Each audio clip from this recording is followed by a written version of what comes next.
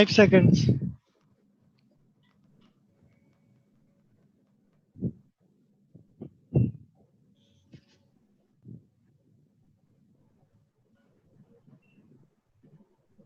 All right, good afternoon, everyone, and a very, very warm welcome to the first ever webinar of the entrepreneurship cell of SAHAS from IIHM Kolkata.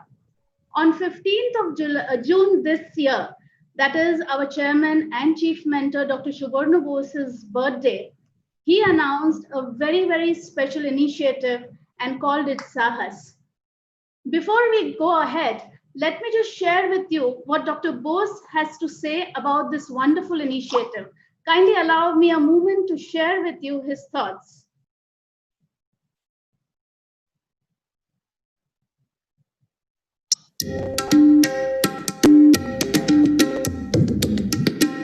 SAHAS isn't a promise. SAHAS is a dream.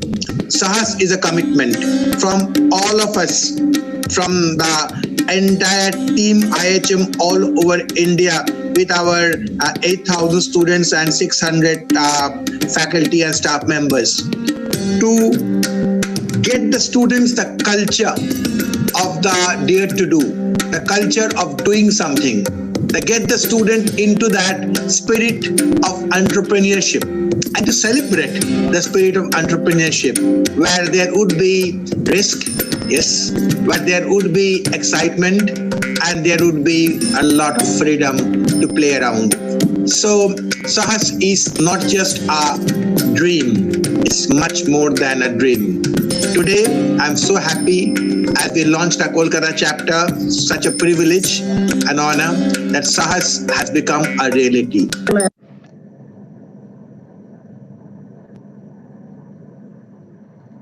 So thank you so much. That was Dr. Sanjukta Bose sharing with him his dream about SAHAS. As you might have seen in the video, the next personality which is going to come up is none other than our director of IIHM Kolkata, Mrs. Sanjukta Bose. She is with us this afternoon, and I would request Ma'am Bose to say a few words about this initiative. Over to you, Ma'am Bose.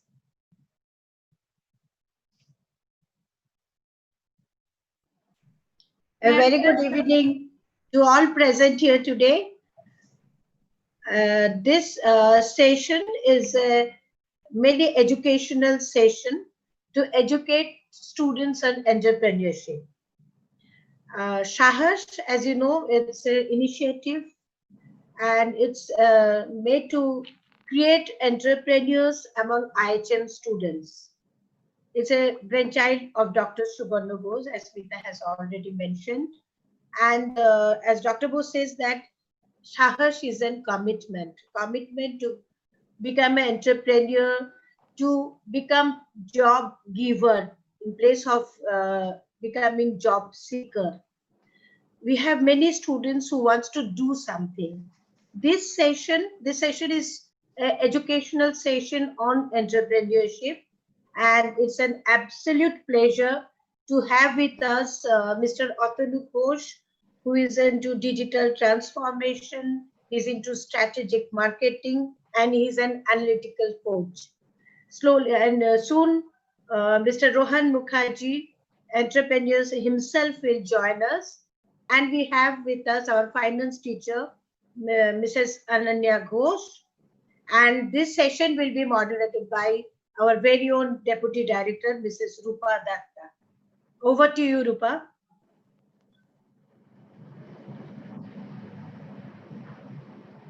Rupa, please unmute. Yes. Very good afternoon to everyone, to our guests, Mr. Ghosh, Mr. Mukherjee, and Ananya ma'am. So we are all here because we want to know more about entrepreneurship. We have ideas about what we want to do, how we want to start our business, but there must be some kind of strategy or some plan of action which is required to be followed by anyone who is thinking of starting up a new business on their own. So there are some steps which need to be taken. And I think this is where the education actually starts, because we need to educate ourselves on how to start the business, the steps which need to be taken, the plans which need to be followed, and how these are going to be implemented in such a way that it will lead us to starting the business, to taking the risks, as Dr. Bose has mentioned, and finally to becoming fully fledged entrepreneurs.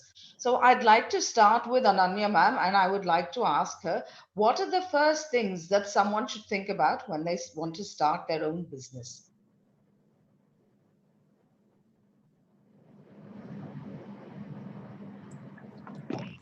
Thank you, Rupa ma'am.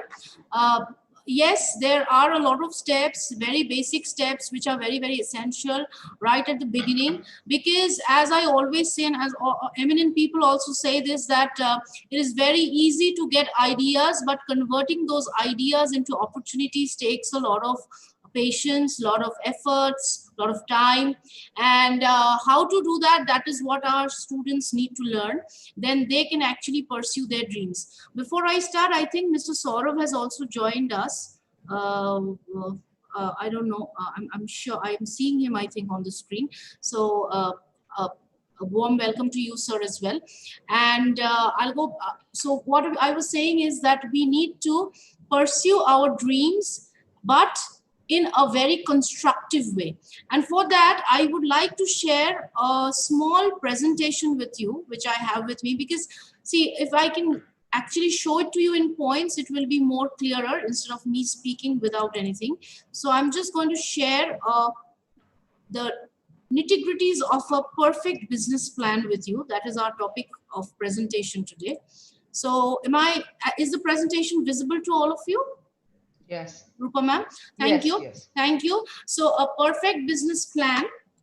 For that, the first 7 essential steps that one needs to do is research, research, and research. We have to start with research, and research means research about the product, research about your competitors, research about your market, research about the price strategy. So it's all research, research, and research, and that takes a major time before you can actually think of starting your business. Then you have to determine the purpose of your plan, why you're writing the plan. I will sum that up in a few minutes. Create a company profile, document all the aspects of business, have a strategic marketing plan in place, make it adaptable based on your audience, and explain why you care.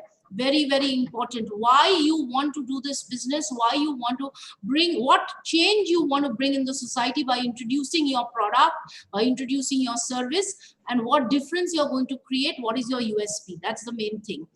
So your plan should be objective, logical.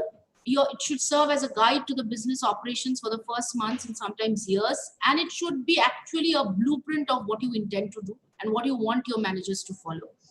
It should communicate the company's purpose and vision, describe managerial responsibilities, the HR requirements, provide an overview of marketing plans, and evaluate current and future competition in the marketplace. And it should create the foundation of a financing proposal for investors and lenders to use to evaluate the company. Now, we have often seen a lot of successful entrepreneurs who have started their business and been very successful in life without doing a business plan.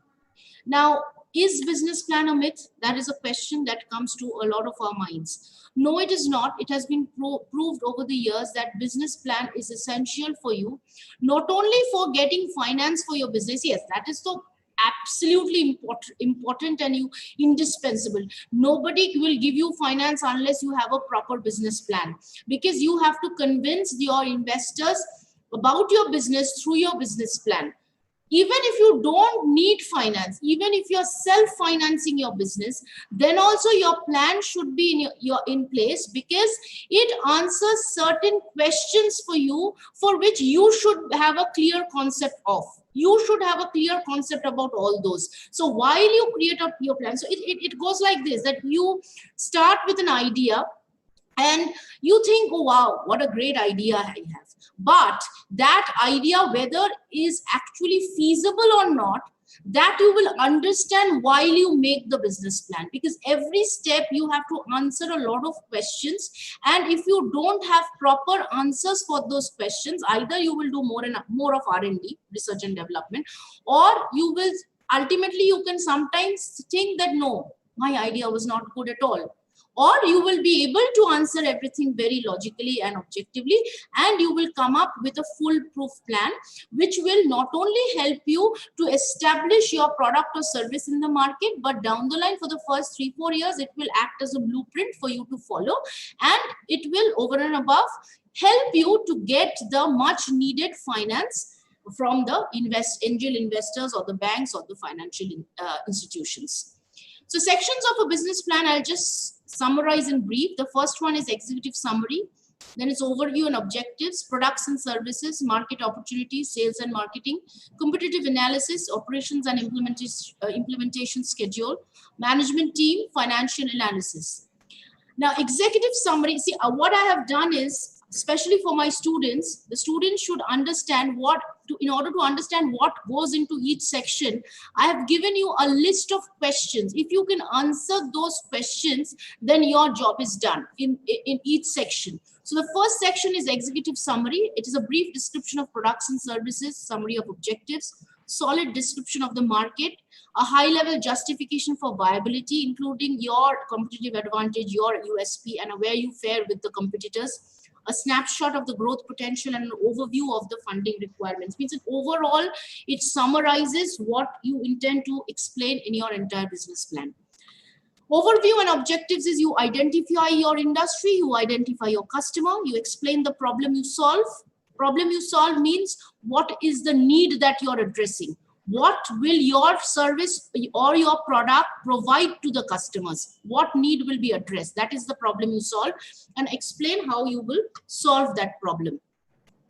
Products and services is a plethora of services that you're offering or products you're offering. What is the timeline for bringing those new products and services to the market? What makes your products or services different?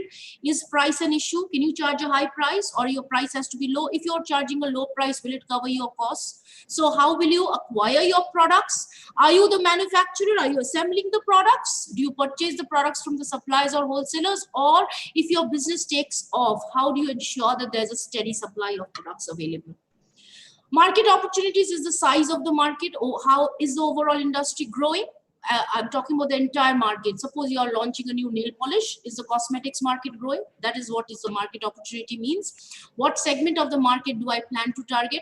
What are the demographics and behaviors make up the market that I plan to target? I'm bringing out a new brand of mayonnaise. Then that who will buy my new mayonnaise? Will it be good for the office goers? Will it be good for the housewives? We have to see. Can I differentiate myself from the competition in a way customers will find meaningful? If so, can I differentiate myself in a cost-effective manner? Is demand for my specific products and services rising or falling? And what do customers expect to pay for my products and services? Are they considered to be a commodity or to be custom and individualized? So if you suppose you plan to open a boutique, the first criteria is your product has to be individualized. You can or customized. You cannot do replicas of things and make it common, make it general. Sales and marketing. What is your budget for sales and marketing efforts? How will you determine if your initial marketing efforts are successful? In what ways will you adapt if your initial efforts do not succeed? Will you need sales representatives, internal or external, to promote your products, or will you do it digitally? Can you set up public relation activities to help market your business? So all these questions, if you really can answer, believe me, it is difficult. I do admit it will take a lot of time and a lot of clarity to answer these questions, but if once and for you can answer these questions in your B plan, then you are set for the business to roll. Competitive analysis, we all know what it is. So who are my current competitors? What market do current competitors target? Are competing businesses growing or scaling back? How will your company be different from competition? How will you mark your USP? What will you do if competitors drop out of the marketplace? What will you do to take advantage of the opportunity? And what will you do if new competitors enter the marketplace? And how will you react to and overcome new challenges? Operation and implementation schedule. Once all the researching is complete, then you have to actually start your production, start your actual work. What facilities, equipment, and supplies do you need? what will be the organizational structure and the HR needs, who will be responsible for the different aspects of the business. In R&D, either during startup or as an ongoing operation, if so, how will you accomplish this task? What are your initial staffing needs? How will you establish business relationship with vendors and suppliers? Who will be in charge of the day-to-day operations? And how will your operation change as the company grows? Management team, who are the key leaders? One example, one of my students was actually during this last 2-3 days was talking with me about a product which had a lot of scientific formulas in it. So what I suggested, and she has a commerce background, and what I suggested that your management team must have somebody from the science background. Otherwise, you will be facing such a question from your investor that how do you know about science? You've never studied, you study science up to class 10. So just a practical example to help you understand that you need to have good people in the management team with proper qualifications and educational backgrounds. That's also important. Do your key leaders have industry experience? What duties will each position perform, and what salary levels will be required to attract qualified candidates for each position? So all these things have to be clearly stated in your B plan. Last but not the least, very important is the financial analysis. You want money, you have to show that you can generate money. Very simple. If your business cannot generate money, it cannot generate revenue, nobody will be interested in giving you any money. A simple example, if your friend comes and asks money for you for doing a small business, for selling masks, nowadays is the regular business everybody is doing, or your friend comes and asks for some money, you will say, when will you pay me back? How much extra will you give me? I am giving you the money.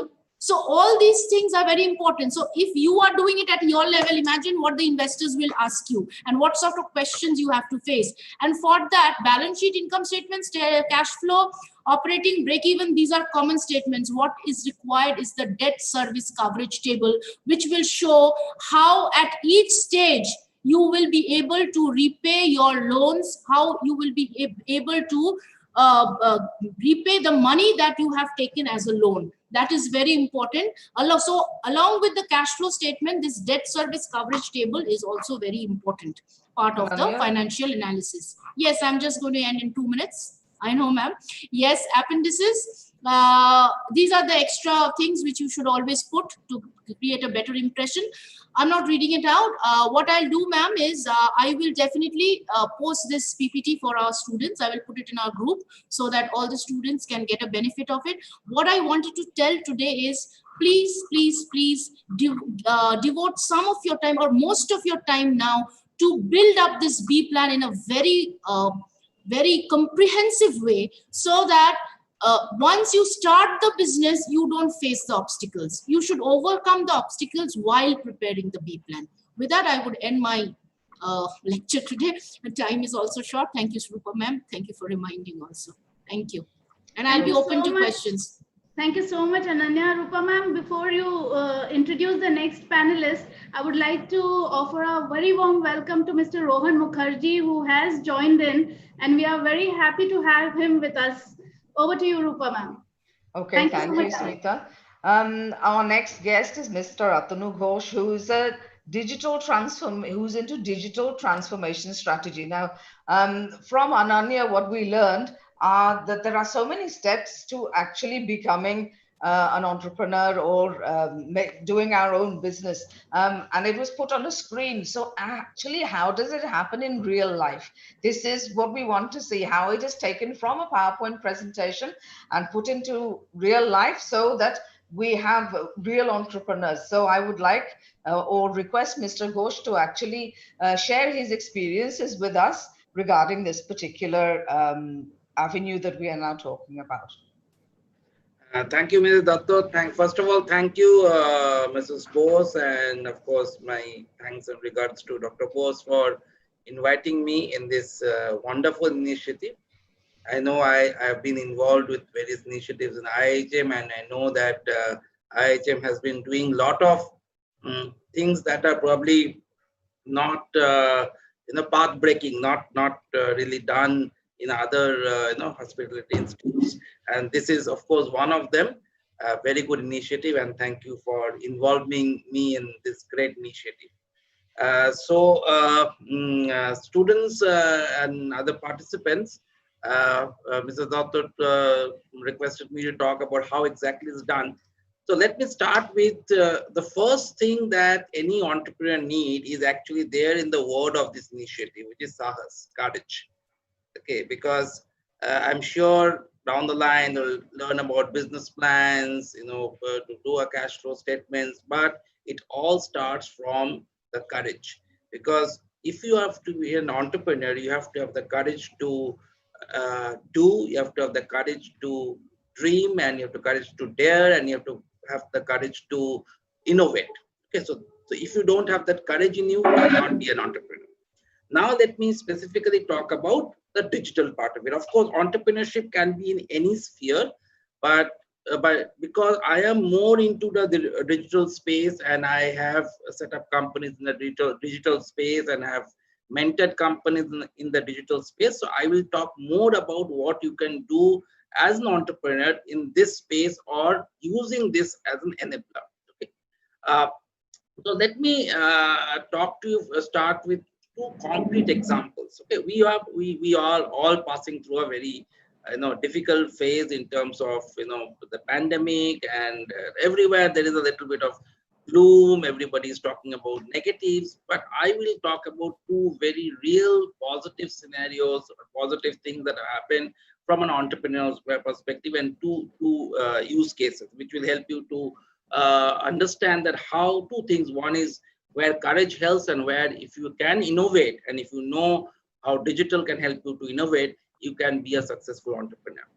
The first case is that of event management. Okay, and these two cases I'm talking, which is close to or related to the field that you are studying. Okay, it may not be exactly the same, but related to your field. There are other examples, but I'll take examples from your field. One is that of event management. So many of you, being in the hospital industry, would be definitely associated with or aspire to be a part of event management groups and companies who are involved in event management. And we all know that event management companies obviously are passing through very difficult times these days, because there are no physical events, right? So they are almost out of business.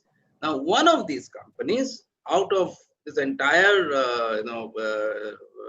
atmosphere of gloom, when the event management companies were thinking what to do, they came up with the idea of organizing events on Zoom platforms, so on this kind of platforms. Okay, so right now, for example, we are doing this. This is a kind of event. Of course, it is done internally, but this company came up with the idea that we are going to provide this as a service to different companies, different associations, for whom I am going to conduct online events, and it will have all the components. So they imagine the entire component, whatever happens in the physical world, they try to map it into the digital space. Okay, for example, you have sponsors.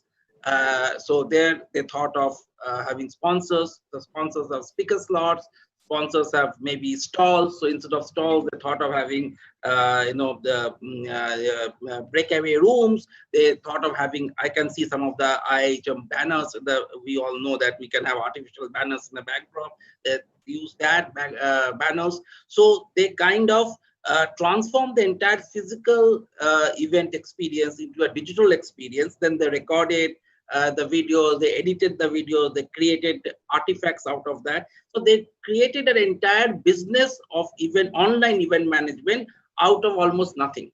So they were event management companies, and they could use digital platforms to actually transform themselves into a digital event management company.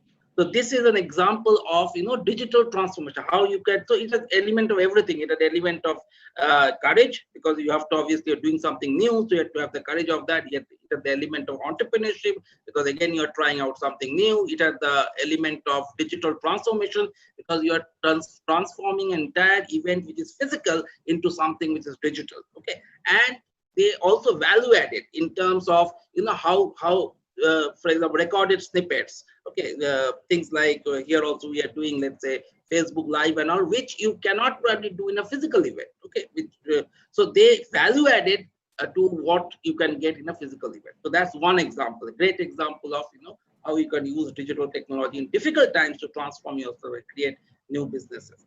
The second example I'll give is a tour and travel company. Again, you know that's again one of the industries that they massively hit, and you don't know actually till when this is going to continue, because many probably will not travel even after this pandemic is over, because of fear of the virus. People may not be traveling, or the travel will be less. Now this company came up and said that we are going to conduct virtual tours.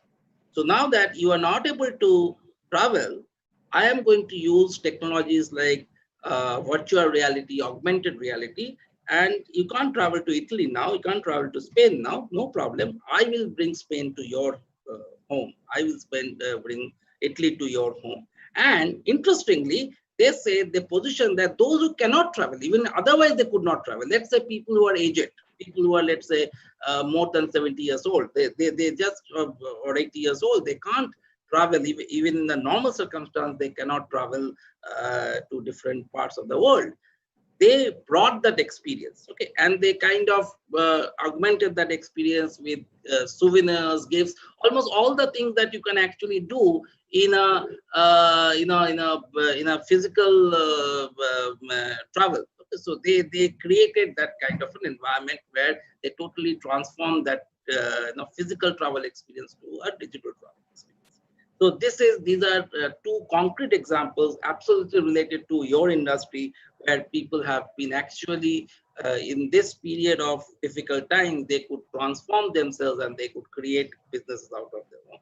So I would say that, I mean, if you are able to have the courage and able to innovate, digital technology is an important or a good lever to innovate, because you can create things very easily. Suppose you want to innovate, let's say you want to make a new car. Now that's not a very easy thing. Like you need a lot of research, you need a lot of funding. You can't just make another car in your garage. But things like, if you are thinking of making a online event, actually you don't really need anything. One individual can actually sitting have all that you need: a very good internet connection and few softwares, and you can actually organize a digital event for a very large organization. So digital is one technology or one tool where with very little investment you can actually start on. And Mr Ghosh was talking about the funding and all the stuff. So it's very, very important for you to as a startup to understand that initially it is very difficult to get fund, okay, unless you start with something, you show something. Okay, you have to show that. So these days, I mean, while you are making business plan, at the same time, any investor would like to see that have you done something? Do you have a customer? Do you have a proof of a proof that your model works? So when you're trying to do this kind of things, obviously with your, especially those of your students, you have to manage, or you have to think of something where you can develop something with very small funding. So this is called frugal innovation.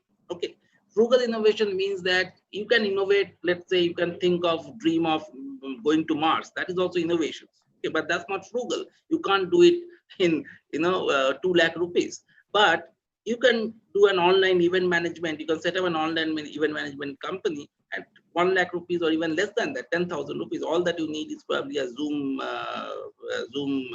ID, which costs $14.99 per month. That's all you need actually, and a laptop and a broadband connection is all that you need to start a business like that. And you can do it with your school, with your friend circle. A lot of people, even let's say schools today, a lot of reunions are happening on the internet. And I know from my personal experience that probably we had more of online reunions in last 6 months or last 2 months than we had in last 5 years. Because whenever you are talking about a physical reunion, people are spread all over the world. Okay, it's very difficult to have a physical reunion these days. Okay, somebody will be available, not available. But a digital reunion, everybody is happy, and we are happy having it once a month. And this is something, let's say, if you can go back to your school and say that I will organize a reunion for you.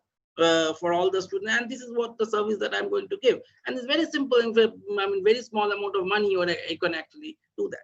So these are some of the things that probably you can start off. And I think if you have this kind of, and all our young generation, so you know how to use Zoom, you don't have to really learn it in a classroom.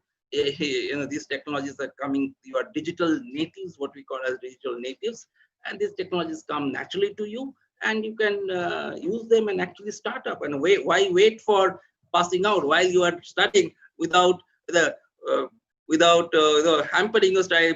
Mrs. Datta will probably be very angry with me for this. Okay, so of course don't let your studies hamper, but along with that you can start up very small things. Okay, so that's what my initial thoughts would be.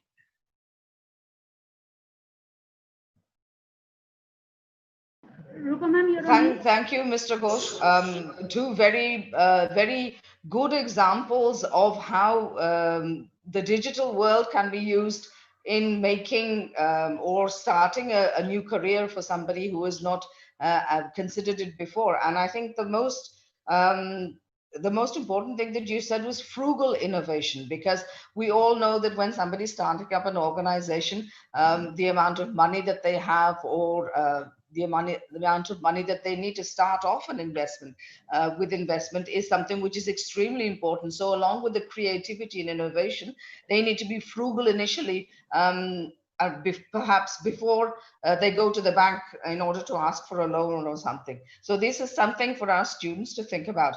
I would now like to request our second guest this evening, Mr. Rohan Mukherjee, who has got a very different kind of background. So he's gone from being a hotelier, which all our students will understand, to becoming an entrepreneur. And I would request Mr. Mukherjee to actually tell us about his journey from being a hotelier to an entrepreneur, a successful entrepreneur.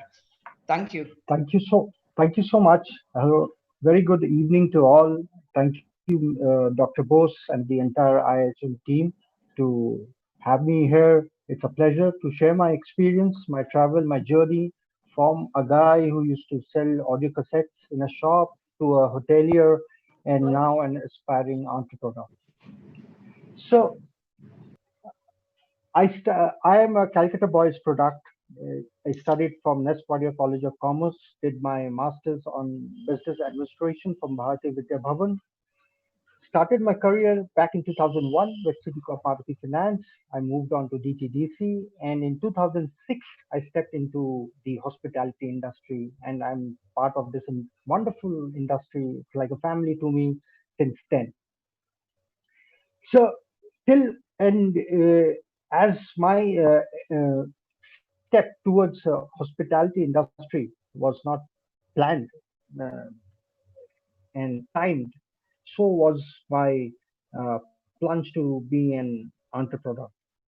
As a matter of fact, till second week of March, I was supposed to join another hotel on a bigger role, looking after three hotels, which was around 1,000 rooms of inventory.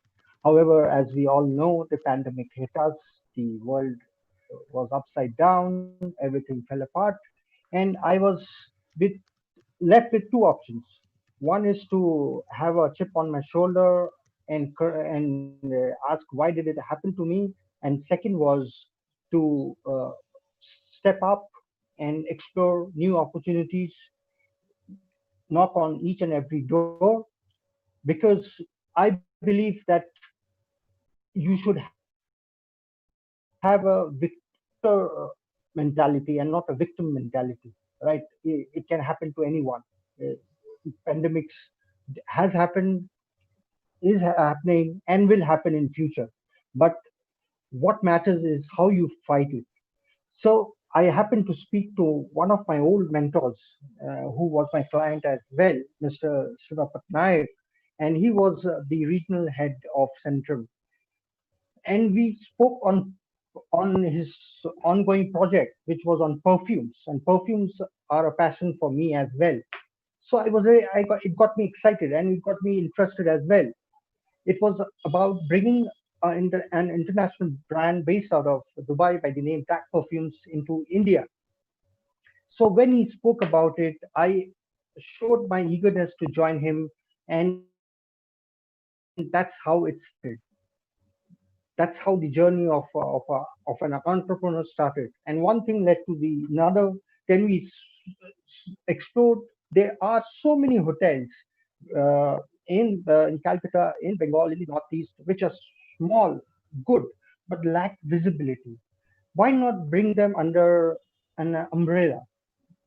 Then we explored that we have contacts with with people who supply organic vegetables, fruits, honey, and since they are in demand, why not explore a market for it? So one thing led to the another. The complicated part of entrepreneurship has already been covered. So I would like to go on to the simple part. So the simple part is about anything you do in life, be it entrepreneur, be it anything. You have to get your basics right. Your basics. I would come on to the basics little later. So once you take decisions which are out of the box, which are not conservative, which are bold, you would have people. You would have people, naysayers, who would try to discourage you, dismotivate you, dissuade you. But don't fall into that trap. You have to have that confidence in you. There were people who told me that this is not the right time. I said it's good for me that this is not the right time because it makes my job more challenging and more interesting. Because it's easy to do the right thing at the right time, but it's difficult to do the right thing at the wrong time.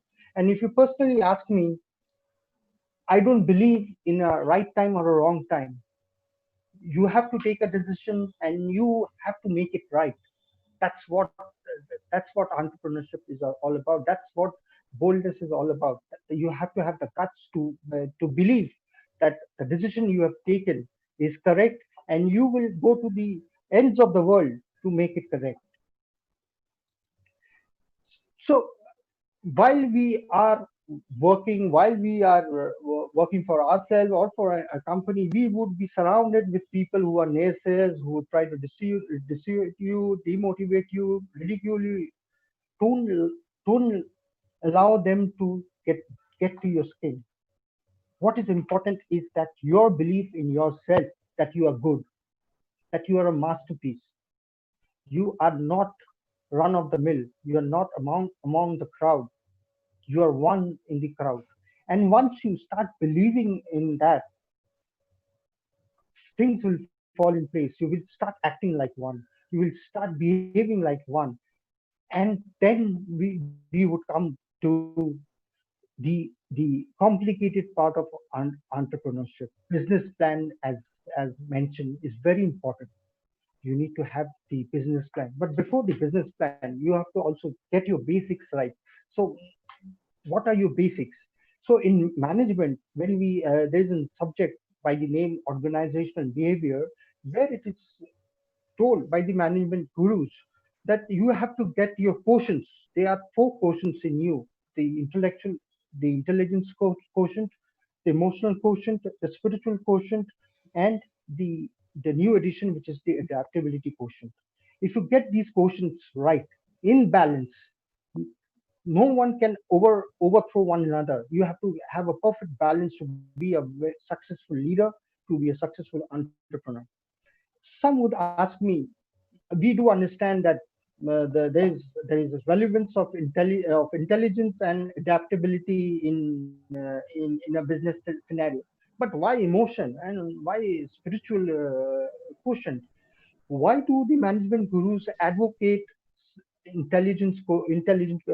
emotional quotient and spiritual quotient as important as the other quotient? Is because if you want to run a business, you have to be yourself, caring, compassionate, and look out best for your employees. If you don't have your a set of good employees, you can never get business.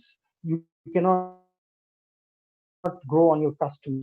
Like Richard Branson, the MD of Virgin Atlantic Airlines, says that If you want a happy customer, you have to have a happy employee. Your customer, your employees are the most important stakeholders of your business. So you need to have that balanced emotional quotient to understand and care and be compassionate with the problems of your employees, with the problems of your guests, and that's how you will grow in your business. Then you will ask me, why spiritual quotient? Spiritual quotient builds up a lot of things in you, which are the basics which I was talking about, like discipline, integrity. What if we talk about cricket, for example? Vinod Kamli and Sachin Tendulkar had the same set of skills. Some say that Vinod Kamli is better than Sachin Tendulkar. But what made Sachin Tendulkar reach high up the ladder at the peak, and what did Vinod Kamli take a downhill, was discipline. Sachin Tendulkar was disciplined. If you talk about movies, Amitabh Bachchan, what differentiates Mr. Amitabh Bachchan and Akshay Kumar is discipline. What differentiates Sri Ratan Tata and Mukesh Ambani from Vijay Mallya is is the integrity, the discipline. So these are the things which are very important for a person to imbibe and become a successful entrepreneur. If you have these basics correct, your business plan, these are no rocket science. These are your basics. Once you have these basics correct, your business plan will fall in place. You would have the right business on mind. You would connect with the right people. You would, because your basics are strong. The foundation is strong. I was the other day, I was so happy and excited to see two brilliant, talented students of IIHM opening up bakery. So that's what I'm talking about. And out of the thinking, most of us, including I, had a blindfolded approach. We finished our education, we finished our professional degree. Next is to look up for a job, be settled, and grow in our job. Why not look beyond just a job? There is a sea of opportunities, sea of options beyond just a job. You just have to look beyond it. You just have Mr. to. Yes, Mr. Mukherjee, I'm sorry to stop you. Would you just like to finish your what you were just saying about the sea of opportunities, and The then sea of we opportunity. Yes, yes. I'm so sorry. We are short of time. We're running out of time. So that's exactly what I wanted to say is, look beyond the usual. Be out of the box, because there is more satisfaction and joy in creating jobs, in having households run, than just looking out for a job.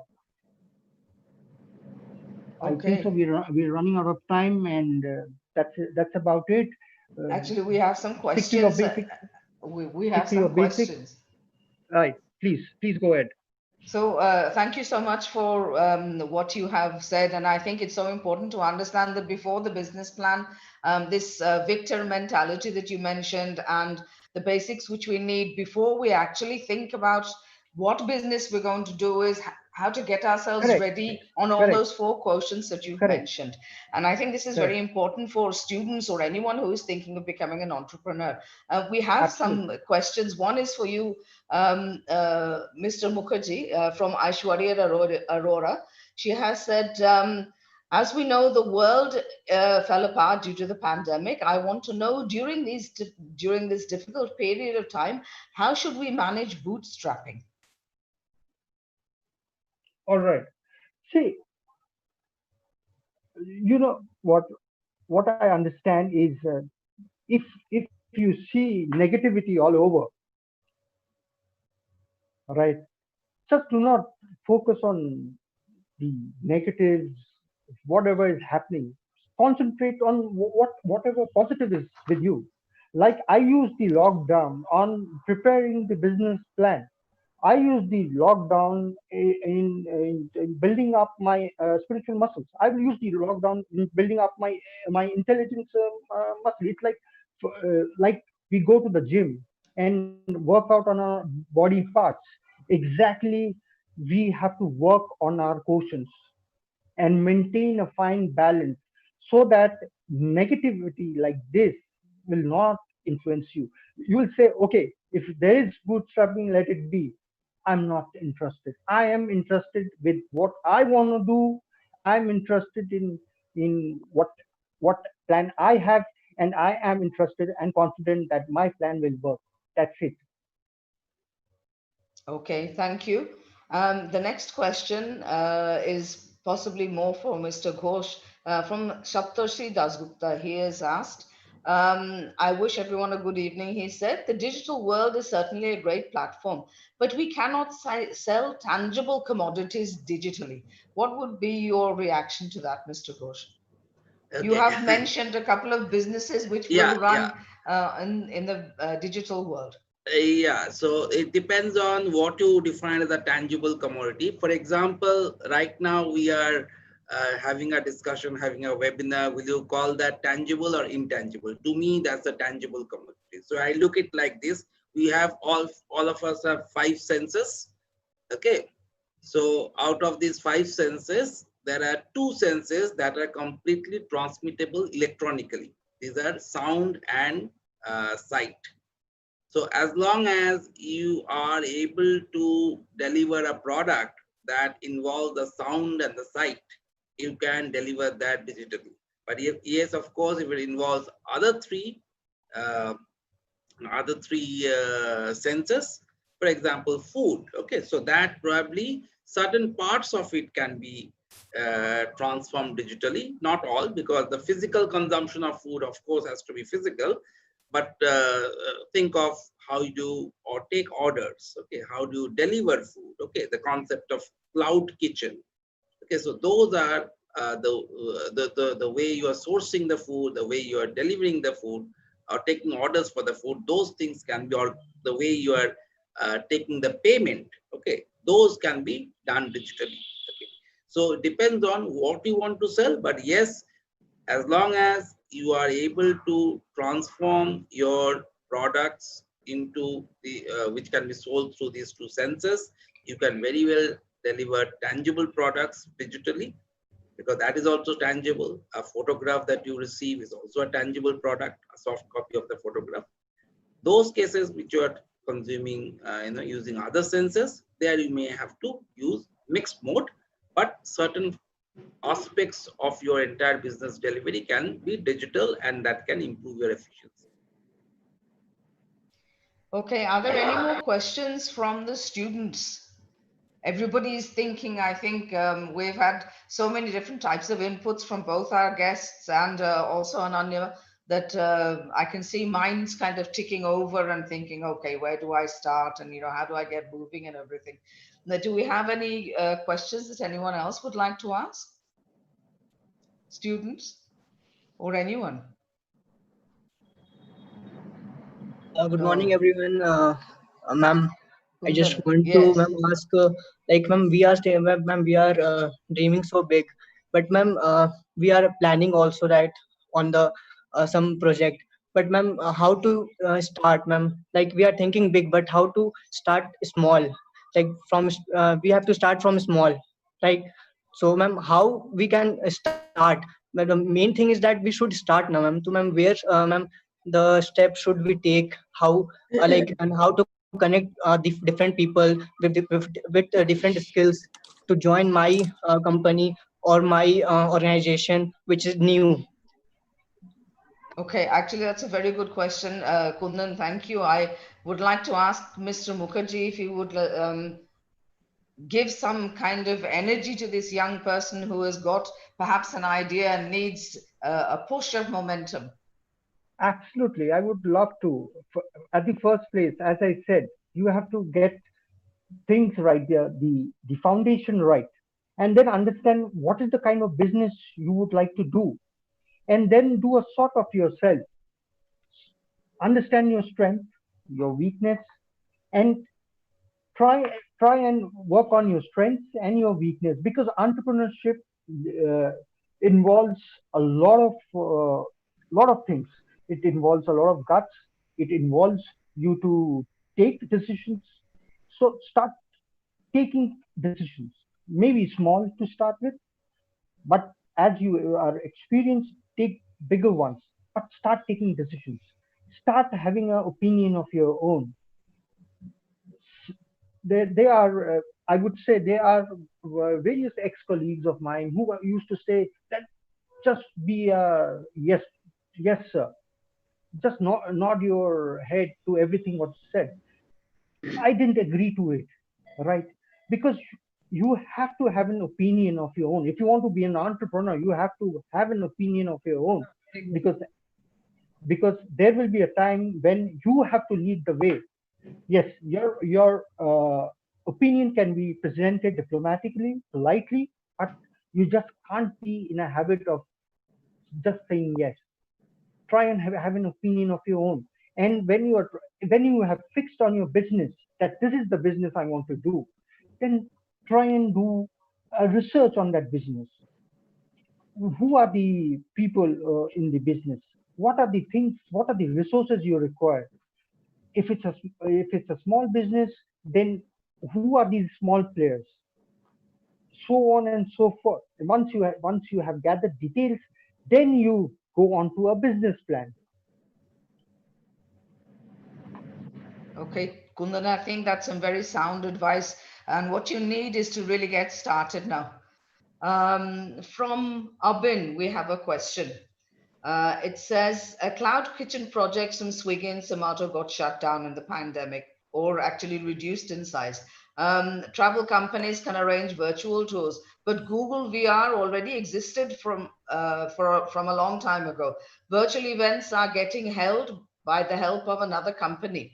So privacy concerns, plus these are held by already established companies. With so much noise in the digital space and so many concerns, how can you make a mark and stand apart in the crowded space? Mr. Ghosh. Okay, yeah.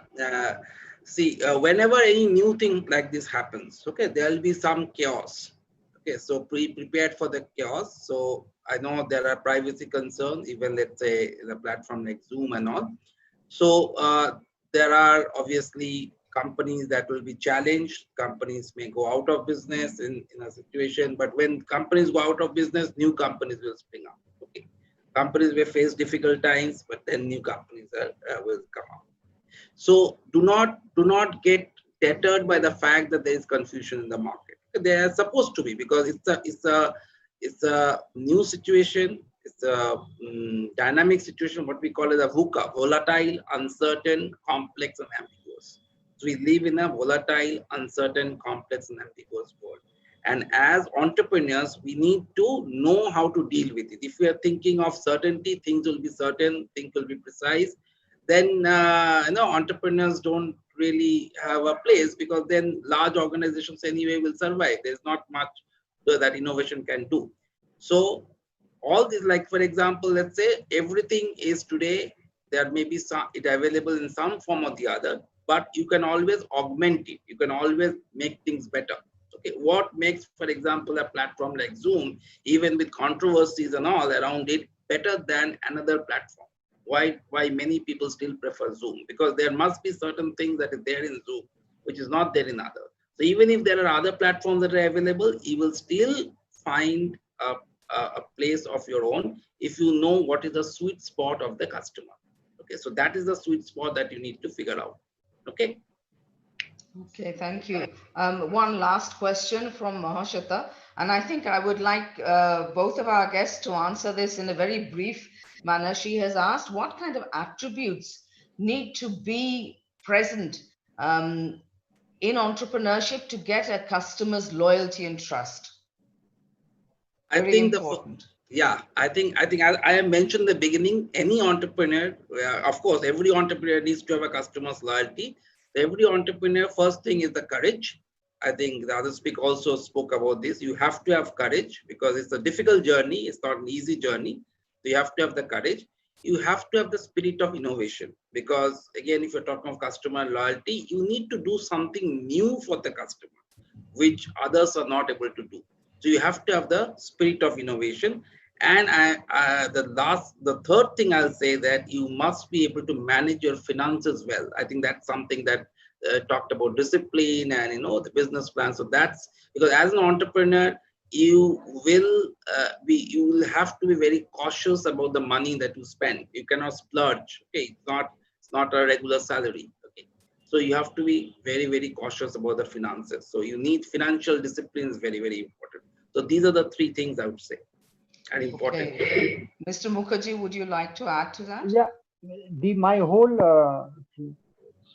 write-up was on that exactly. That if you want customers' loyalty, you have to have good set of loyal and employees, and you have to be a good leader yourself.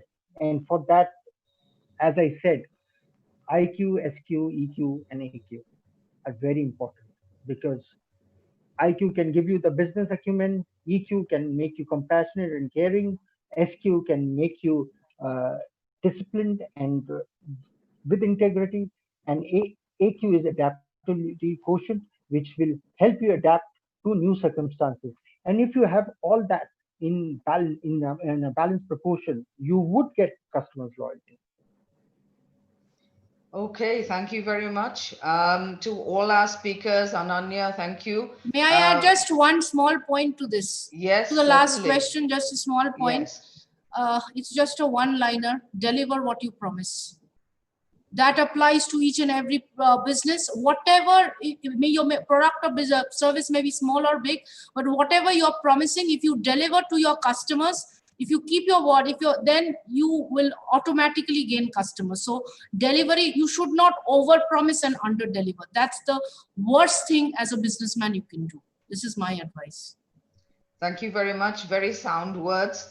I would like to thank all our speakers this afternoon. It's been a wonderful session for all of us to understand what actually goes into the mind of an entrepreneur, to kind of have an insight into what things will actually first happen before the business plan, and how we need to change ourselves and then move into the steps that actually going into make an entrepreneur. So thank you, Ananya. Thank you, Mr. Ghosh and Mr. Mukherjee, for giving us your time and your insights. It's been very helpful for us. Should we get any more questions from the students, we will surely pass them on to you. Sure, happy to answer. Thank you so much. Thank you very much. Thank you It was so a pleasure. much, thank you so much, Rupa ma'am. Mr. Ghosh, I'm sorry, you were saying something. No, I just said thank you. I said thank you very much. Thank you. We really enjoyed. Yeah. Thank you so much. And from a true educationist in entrepreneurship, when Mrs.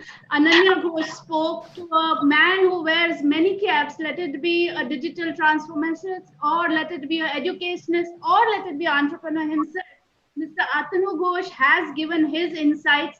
I know we have barely scratched the surface of how much knowledge we can gain from here, from the three speakers who we have had today. So, Mr. Ghosh, thank you, and Mr. Mukherjee, you are the true example of changing the stream in this pandemic without losing any focus. So, all the best to you, and thank you for sharing your knowledge.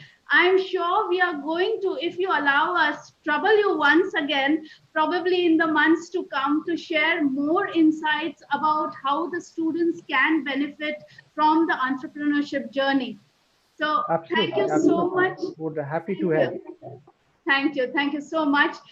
With this, I would like to end the first ever webinar from IIHM Kolkata on the SAHAS Entrepreneurship Cell.